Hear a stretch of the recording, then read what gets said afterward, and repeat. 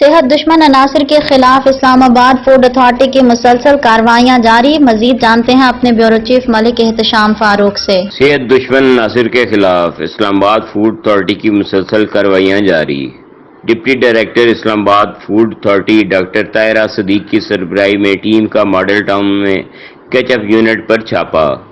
1000 کلو ساسز، 100 کلو ketchup ضبط، 130 کلو خوبانی کی چٹنی، 82 کلو مایا اور ممنوعہ رنگ تلف کر دیا گیا۔ کیچپ میں برکس کی مقدار مقرر کردہ معیار سے کم پائی گئی۔ پھپھندری زدہ خوبانی کا پیسٹ اور ممنوعہ رنگوں کی ملاوٹ سے کیچپ اور ساسز کی تیاری کی جا رہی تھی۔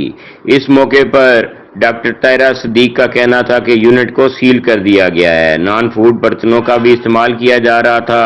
ڈرموں اور ٹوٹے فرش پر کیڑے مکوڑے بھی موجود پائے گئے۔ غیر منظور شدہ لیبل پر غلط تفصیلات درج کر کے صارف کو دھوکہ دیا جا رہا تھا۔ حفظان صحت کے اصولوں کے خلاف سنگین قسم کی خلاف ورزیاں کی جا رہی تھیں، جس پر یونٹ کو سیل کیا گیا۔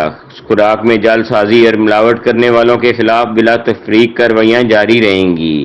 صحت دشمن عناصر کو اسلام آباد سے نکال بھگائیں گے، کاروبار کی ہرگز اجازت نہیں دی جائے گی، یہ کہنا تھا ڈپٹی ڈائریکٹر اسلام آباد فوڈ اتھارٹی کا۔ کیمرہ مین انجاز کے ساتھ ملک احتشام فاروق، بیورو چیف، اسلام آباد۔